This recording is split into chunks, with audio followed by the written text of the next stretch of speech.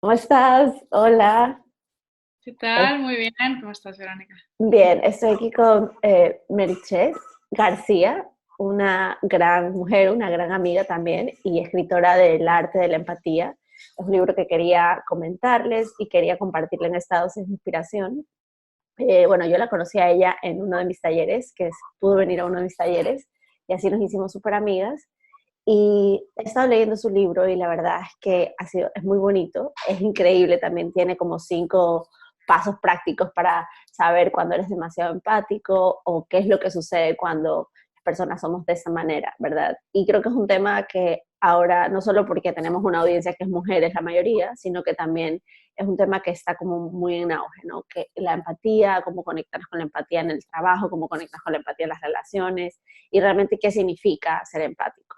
Y creo que en tu libro cubres todas esas cosas y por eso quería que nos compartieras un poco, primero sobre tu experiencia con el libro, porque sé que es una experiencia vivencial. Tú escribiste ese libro en base a una experiencia que tú tuviste. Y quería que compartas un poquito esa experiencia para que otras personas tal vez se puedan sentir identificadas también con eso. Pues sí, pues para mí el cambio un poco y darme cuenta pues que era una persona muy empática surgió cuando me mudé de Barcelona a Estados Unidos, a Orlando. Y bueno, cuando cambias de ambiente, ¿no? Siempre todo cambia, cambia la gente con la que te relacionas, cambias tú también, ¿no? Porque no tienes tu apoyo, tu sistema de soporte, ¿no? Todo cambia. Entonces, al mudarme allí, para mí cambió todo porque me di cuenta que las relaciones personales con la gente allí eran muy diferentes, ¿no? También es un tema sociocultural, ¿no? De cómo son las normas sociales. Y empecé a darme cuenta pues que era una persona muy empática y quizá pues en casa no me he dado cuenta porque al final tienes las mismas interacciones, nada es nuevo, ¿no? Y no te das cuenta de cómo tú eres en realidad, ¿no? A veces tienes que salir de esa zona de confort o de esa comodidad para darte cuenta que hay atributos que tú tienes que no sabías que existían. Y para mí fue así, ahí ves cuando me di cuenta que era una persona muy empática, me, me hablaba muchísima gente por la calle, por ejemplo, o me pasaba incluso en la oficina, subiendo un ascensor, la gente me hablaba, me contaba sus secretos, me contaba lo que le preocupaba, ¿no? Y entonces me empecé a dar cuenta pues, que la gente se sentía cómoda conmigo por la razón que fuera, a lo mejor ni tan siquiera me conocían, ¿no? Pero que había algo que ellos veían en mí, que podían confiar, ¿no? Y ahí es cuando empecé a darme cuenta que esto no era muy habitual y empecé pues a investigar, ¿no? ¿Qué es esto de la empatía? Yo soy una persona empática, no lo soy, ¿cómo puedo descubrir si lo soy o no? Y ahí es donde empezó un poco mi investigación, ¿no? A mí me gusta mucho hacer las cosas prácticas, yo creo que los libros hay que leerlos con papel y boli, ¿no? Ajá. Creo que al final muchas cosas las leemos pero entran y se van tan rápido como entran, pero que al final cuando quieres aprender algo, cuando quieres aprender cualquier tipo de habilidad, ¿no? Al final la empatía también es una habilidad Sí. emocional, eh, pues tienes que trabajarlo, ¿no? Y así lo hice yo y así lo he contado en el libro, ¿no? Pongo hay más de 50 ejercicios prácticos de cómo darte cuenta, ¿no? Por ejemplo, cómo decir que no, o cómo recibir de los demás, o cómo, ¿no? Cómo entrenarte. Al final son patrones de conducta que tú tienes y que tienes que cambiar si es que quieres cambiarlos, ¿no? Y para hacerlo hay que practicar, es como todo, es como un Ujú. gimnasio empático de tu cerebro para intentar cambiar esos patrones que tú tienes. Sí, esa fue una de las cosas que me gustó del libro, la parte práctica, que dabas como los ejercicios y los 5 pasos como claves que puedes hacer y las preguntas. Es verdad lo que dices de que los libros hay que leerlos con boli y papel, con pluma y papel, decimos aquí en Ecuador. Pero sabes qué, quería que, por ejemplo, para las personas que nunca han escuchado la palabra empatía y que no tienen tal vez una referencia de qué es ser empático o por qué, porque por ejemplo, cuando yo leí tu libro me pareció súper interesante darme cuenta que habían distinciones de que hay personas súper empáticas y hay que otras personas que tal vez no tienen como ese grado de empatía. Y también una cosa que mientras leía tu libro me di cuenta que tal vez hemos estado juzgando eh, esta, esta, tal vez hemos estado juzgando esta sensación de soy súper empático y no soy empático. ¿Sabes? Entonces, para poner un poquito en contexto a las personas que nunca han escuchado este concepto de la empatía, nos poder explicar qué es y por qué existe esa diferencia entre personas súper empáticas y personas que supuestamente no son tan empáticas. Sí, pues mira, yo siempre explico la empatía con un ejemplo, ¿no? O sea, tienes que imaginarte una persona que está en un pozo y no puede salir, ¿no? Una persona que está abajo, ¿no? Uh -huh. Eh, muchas veces confundimos la empatía con la simpatía o la compasión, ¿no? La simpatía sería alguien que estuviera arriba del pozo, ¿no? Y le estuviera diciendo, uy, qué oscuro que está allí, ¿no? Ay, qué mal me siento que estés allí abajo, ¿no? Pero en realidad no estás en la situación que está esa persona, no te estás poniendo en su piel, ¿no? La compasión sería, pues a lo mejor intentar lanzar una cuerda para que esa persona pudiera subir, pero al final tú estás arriba y esa persona está abajo del pozo, ¿no? La empatía en realidad es ponerte en la situación de que esa persona, en la que está esa persona, ¿no? O sea, bajar en el pozo igual que está esa persona para poder ver la realidad como la ve, ¿no? Entonces, al final tienes que estar no solo en la situación a nivel conceptual, ¿no? De imaginarte cuál es esa situación, sino que la situación también tiene unos elementos emocionales, ¿no? Esa persona tiene unos sentimientos en ese momento que tú tienes que poder no solo entender a nivel conceptual, sino estar con esa persona, ¿no? A nivel de escala de empatía, ¿no? A mí me gusta mucho una escala de empatía que tiene una psicóloga que se llama Judith Orloff, que es la que yo cito en mi libro, que ella lo que dice es, bueno, hay un espectro muy grande de empatía, ¿no? Desde las patologías, ¿no? O patologías psicológicas como, por ejemplo, pues el narcisismo, ¿no? Los psicópatas, ¿no? Que no tienen ningún tipo de empatía, ¿no? Son psicopatías que tienen un déficit de empatía. Y en el otro lado del espectro ella pone a los empáticos, ¿no? Que serían personas que no solo tienen una empatía conceptual, ¿no? La mayoría de personas tenemos empatía, en un grado menor o mayor, pero la mayoría de personas tienen una empatía que se comparte, que es la empatía conceptual, ¿no? Es una empatía intelectual. Tú me cuentas algo que te sucede, yo puedo entender cómo es esa situación en mi cabeza, ¿no? Genero esa situación en mi cabeza y te entiendo, ¿no? Pero en la escala mayor de empatía hay otros atributos que no son tan comunes, ¿no? Las personas que son altamente empáticas también conciben la empatía desde un punto de vista físico. Y te explico, ¿no? Por ejemplo, si tú ahora me estás contando una situación, ¿no? Yo necesito que me cuentes la situación para hacerme esa idea en la cabeza. Pero pongamos por caso que tú y yo estamos hablando y tú no me has contado absolutamente nada, ¿vale? De lo que te sucede. Pero yo te noto. Yo noto físicamente tu tristeza, noto físicamente si estás nerviosa, noto físicamente qué es lo que está sucediendo a nivel emocional, ¿no? Entonces, las personas que son altamente empáticas ni tan siquiera necesitan esa explicación conceptual para sentir esa empatía, ¿no? Y eso está comprobado científicamente, por ejemplo, que hay unas neuronas que se llaman neuronas espejo y las personas que son muy empáticas tienen unas neuronas espejo que están mucho más desarrolladas. Estas neuronas lo único que hacen es hacer de espejo de tu emoción, ¿no? Si tú estás triste, yo noto esa tristeza en mí y no es mía, sino que es tuya, ¿no? Pero ahí es donde está la diferencia grande, ¿no? De las personas más empáticas o menos empáticas, ¿no? Sino que la empatía se vive de una manera física, de una manera emocional y no solo desde un punto de vista conceptual de poder ponerte en la situación de otro. Oye, y esto es algo más a nivel personal, porque yo siempre he sido como apuntada, como te contaba, de ser poco empática, pero creo que nunca he entendido para qué sirve tener ese grado de empatía que te involucras con el otro, a tal forma que yo he visto mujeres que tienen esos niveles de empatía que no solo se pierden a ellas mismas o no saben poner límites o empiezan a sentir demasiadas cosas y no saben cómo manejar esas emociones.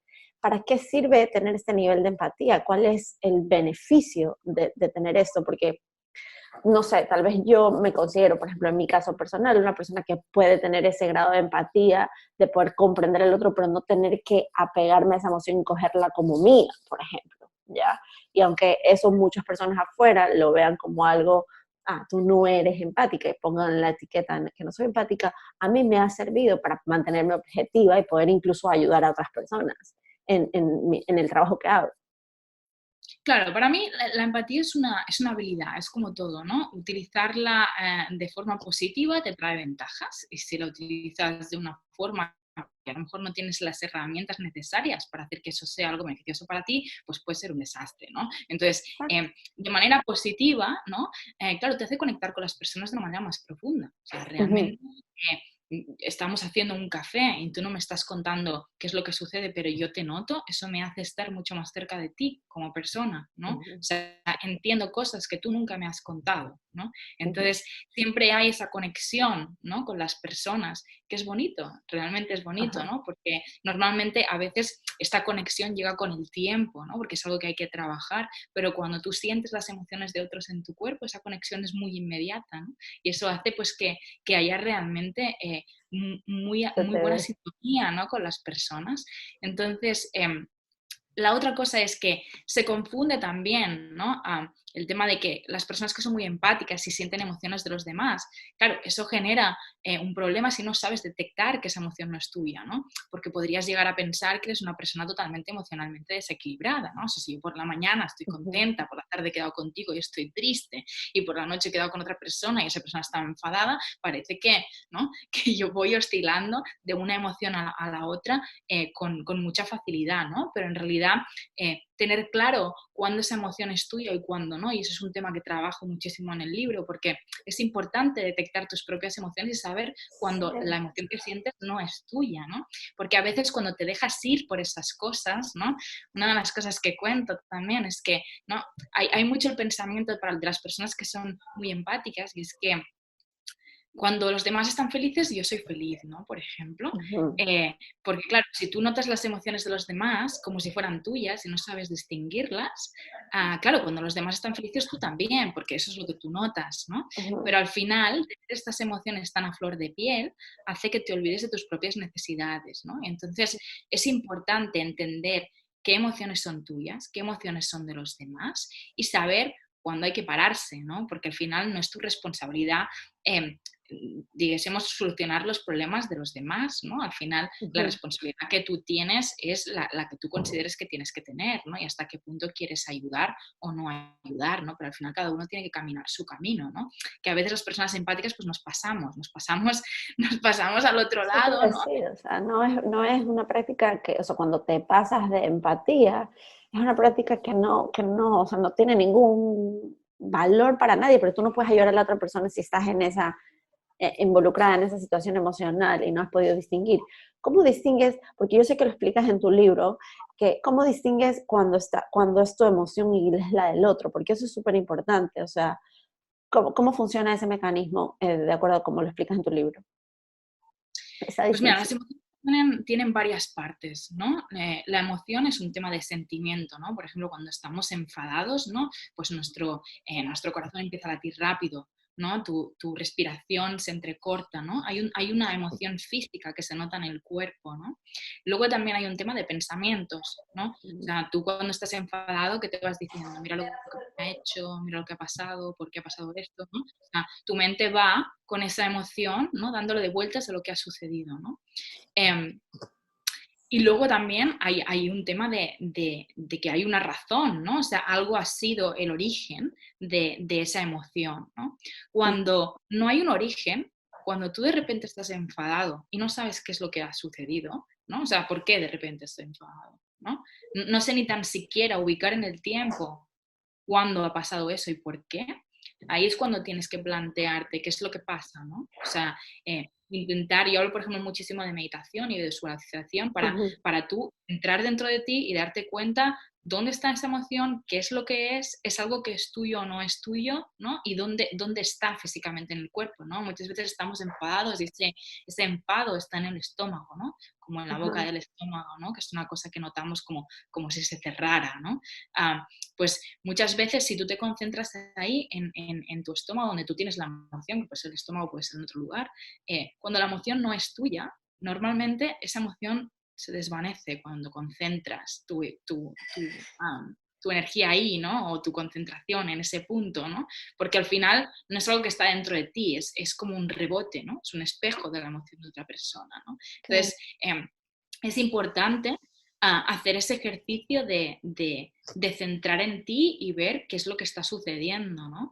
Y al principio es muy difícil porque no tienes muy claro por dónde vienen las cosas, ¿no? Pero conforme lo vas haciendo te vas dando cuenta que, uy, a lo mejor he ido a hacer un café con esa persona y cuando he salido de allí me siento me siento cansado, me siento totalmente como si me hubiera atropellado un autobús, ¿no? Y a lo mejor esa emoción no es tuya, ¿no? O sea, es una emoción que se te ha traspasado, ¿no? Entonces, es importante analizar estas cosas cuando van sucediendo, porque al final esto lo haces de manera automática y es muy fácil y dices, uy, si de repente me enfadaba, pero yo no estoy enfadado, pues oye, fuera esto, ¿no?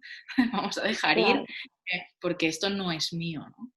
Tú sabes que es interesante ese concepto porque nosotros desde el Tantra también tenemos esta visión de que las emociones solo traspasan, no se quedan nunca. O sea, no sé, cuando te escucho hablar, decir que, por ejemplo, la persona se queda con esa emoción. Yo, por ejemplo, yo nunca había experimentado haberme quedado con una emoción de otra persona porque siempre había entendido que la emoción traspasaba mi ser, o sea, no era algo que se quedaba ni siquiera, ¿sabes? Y qué bonito que pueda las personas que no tienen esta percepción de las emociones y que tal vez se enfrascan en la emoción y creen que esa emoción pues es lo que son, ¿sabes? Olvidándose que son mucho más que una emoción. Pues increíble que tengan una herramienta como un libro práctico para salir de esos lugares, ¿sabes? Me parece súper interesante la propuesta. Y también, ¿sabes? Una cosa que me gustó también cuando estaba leyendo de la parte de cuando pones los ejercicios, de cómo hacerlo, y también había bueno, el gráfico que ya comentaste, el gráfico de de saber en qué escala estás. Me pareció interesante también la escala que ponen, ¿no? Esta polaridad que ponen de cuando no somos empáticos, o sea, cuando ya hay un grado de cero empatía, lo llevan siempre hacia una asociación de sociopaths, de gente completamente loca. Y yo me reía cuando leí esto porque yo decía, puta, ¿será que soy sociópata? Porque he llegado a grados de cero empatía, te lo digo así personalmente, esto es algo súper honesto, en donde la empatía no ha sido tal vez, el grado de cero empatía no ha sido tal vez con otro ser humano, porque tal vez con ese ser humano pues siempre hay una parte humana que se levanta de somos iguales, tú y yo somos iguales y puedo sentir tu dolor. Pero tal vez ese grado de cero empatía ha sido conmigo misma. No sé si a ti te ha pasado, que tal vez tengas demasiada empatía contigo misma. A mí me ha pasado al otro lado, eh, que puedes llegar a cero grados de empatía con tu propio ser, sabes, contigo, con cómo te tratas o las cosas que piensas sobre ti misma, o llegarte a separar tanto de tus emociones que las bloqueas constantemente. Por ejemplo, no sé cómo fue tu caso con eso, cómo trabajamos la empatía con nosotras mismas.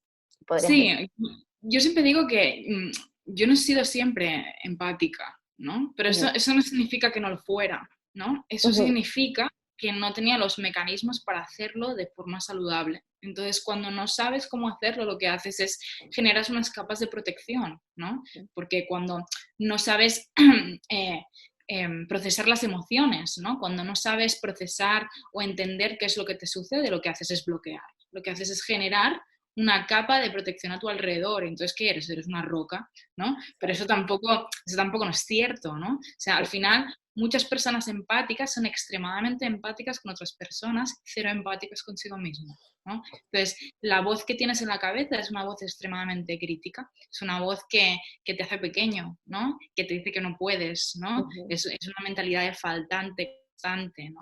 En realidad, el gran trabajo es hacer que esa voz es utilizarla para lo que sirve, que es una voz crítica que es fantástica para solucionar problemas y es fantástica para buscar opciones, ¿no?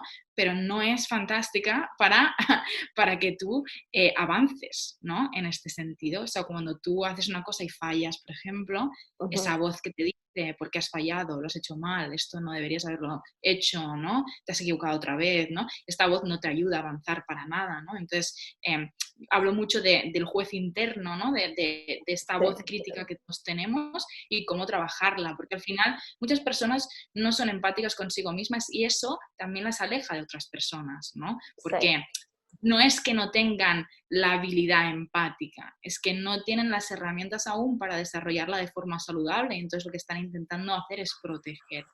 Y Okay. quería contar una cosa que habías comentado antes de lo del tantra, que me parece muy interesante, ¿no? Que decías que las emociones traspasan, ¿no? En realidad esa es la forma sana de Claro. procesar las emociones, claro. Claro, lo que pasa es que pues es muy difícil y requiere entrenamiento, ¿no? O sea, en realidad cuando tú procesas las emociones cuando vienen, ¿no? Porque al final las emociones es un señal de alarma. Aquí pasa algo, ¿no? Aquí pasa algo y hay que trabajarlo, ¿no?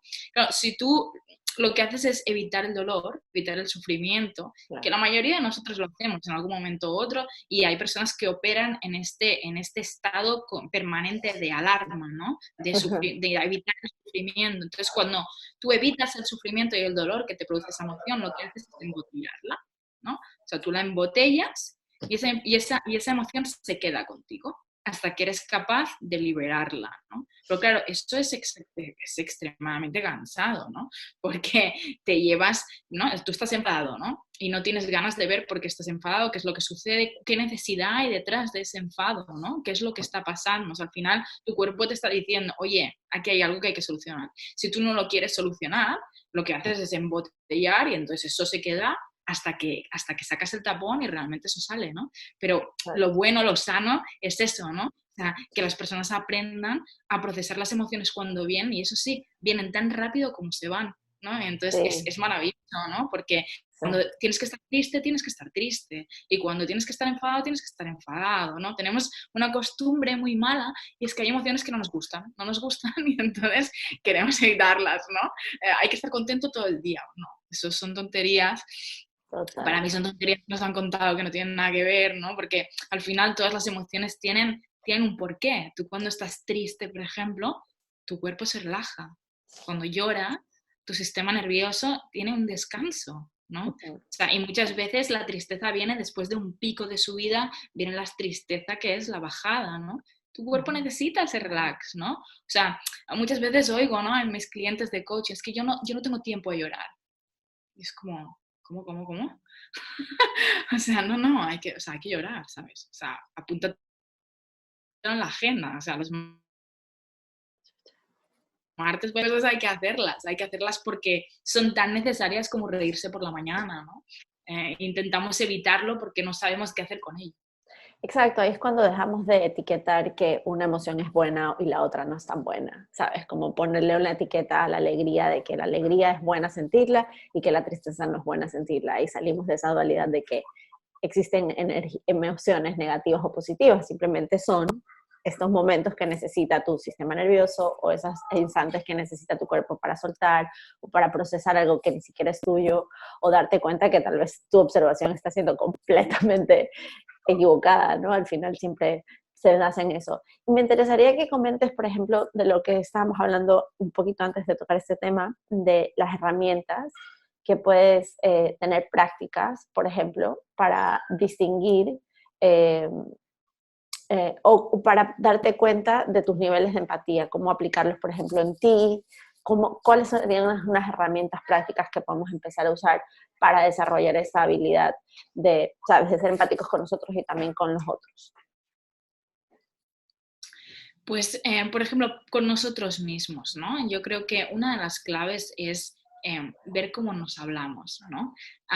Hay muchas técnicas para hablarse mejor, con cosas muy Ajá, sencillas, ¿no? O sea, por ejemplo, hablarte en segunda persona, ¿no? En vez de decir, debo hacer no sé qué, pues yo me digo, Meritxell, debes hacer tal ajá, cosa, ¿no? Porque eso te permite tener una distancia contigo, una distancia no muy lejana, pero en realidad esa voz que, ¿no? que te obliga a hacer cosas o que te está intentando ayudar para que avances, no es una voz tuya, es tuya, pero está un poquito más alejada de ti, ¿no? Y eso permite que pueda venir esa información como si fuera el consejo de un amigo, ¿no? Por decirte algo. Entonces, eso te ayuda, son unos trucos psicológicos extremadamente sencillos, ¿no? sí, Pero seguro que todos conocemos a alguien que habla en voz alta, ¿no? Habla en voz alta y se dice, ¿no? Yo por la mañana me digo, Meche, tienes que hacer tal, tal, tal, tal, ¿no?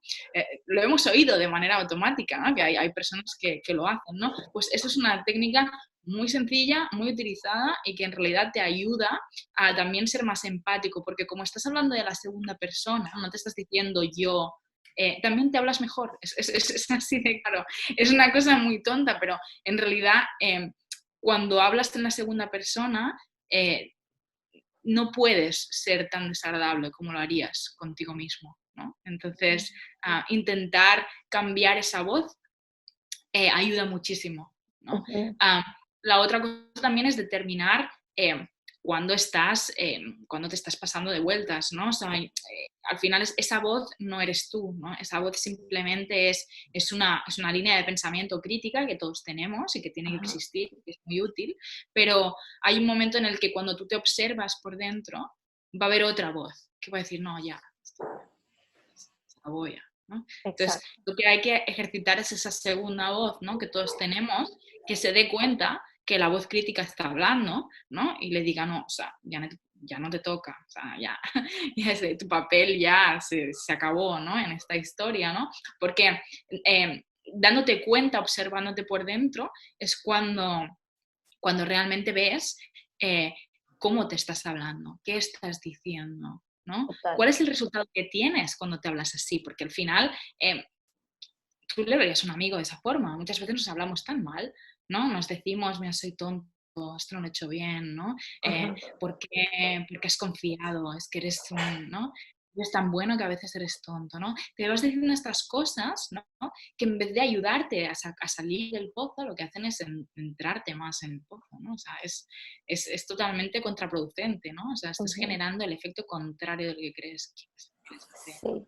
Am, Y y tienes para otro. los demás, sí, para los demás yo diría, es importante salir de la defensa y el ataque, ¿no? Lo que nos pasa muchas veces con los demás es que cuando los demás nos explican una historia, ¿no? O nosotros estamos implicados en esa historia, lo que sucede es que entramos en un pensamiento de eh, a mí esto no, a mí no me digas esto, ¿no? O si me dices algo yo me siento atacado y por lo tanto en vez de escuchar lo que estás diciendo, solo escucho lo que me parece que es una crítica hacia mí o lo que me parece que a mí me hace daño, ¿no? Eso no es empático, ¿no? Eso no significa que no haya en esa conversación algo que a lo mejor te ha sentado mal y a lo mejor hay que hablarlo, ¿no? A lo mejor hay que decirlo, pero para tener una visión global de la situación no solo lo puedes ver desde tu punto de vista, ¿no? No solo Ujú. puedes ver desde lo que la otra persona te hace a ti,